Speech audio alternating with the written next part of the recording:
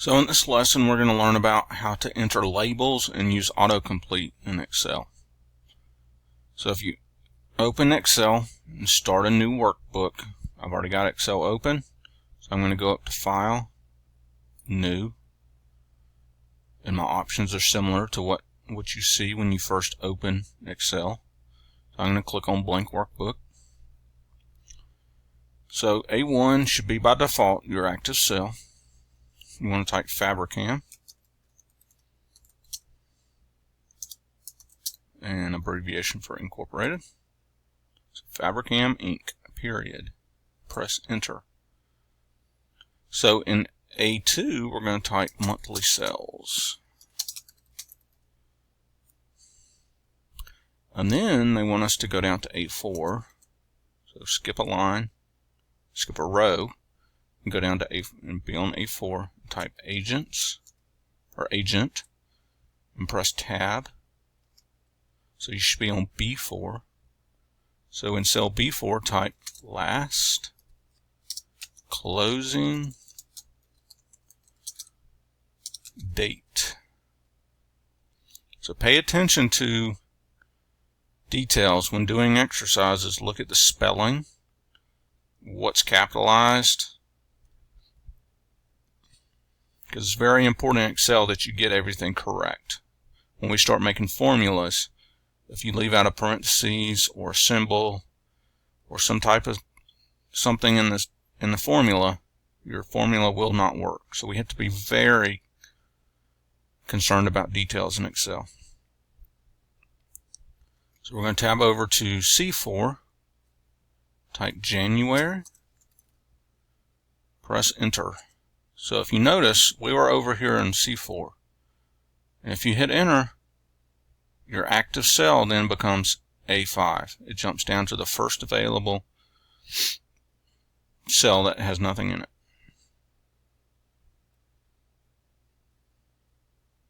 So now we're on A5. Type Richard Carey. Press Enter. In cell A6, type David Ortiz. Press Enter.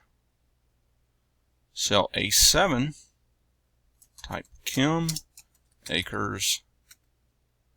Press Enter. And type Nicole Karen. Press Enter. So we should be down to A9. So we've put a heading. So we've got agent. These are labels for our columns. We have agent, last closing, and January as the month. Then we have listed names under agent. Click cell A9. So we're on A9 and type R. And if you notice, Richard Carey automatically picks up. So this is autocomplete. Sort of like on your iPhone or on your Android phone. If you click something that you've already typed before when you're texting, it may suggest words. So it's the same type of thing. So it's suggesting Richard Carey because it matches the beginning of a previous entry in this column. So autocomplete displays the entry for Richard Carey. Type Y next to R. And if you notice, it goes away because we don't have any previous entries that start with RY. So now we want to complete Ryan. So add AN. Califato. And press Enter. So type R. No autocomplete entry appears this time. Type I. If you notice, autocomplete entry shows Richard Carey again. Press Escape to undo the entry. So if you hit Escape, it's going to delete what you're in the middle of typing.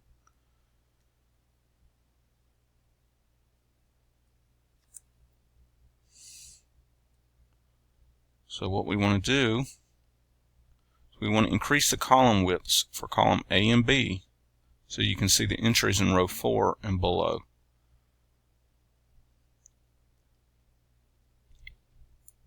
So we can either do it manually, or we could double click like we learned in our lesson about adjusting the column widths. We can also do that for the line between B and C. We can double click. We do that to C, and it actually decreased.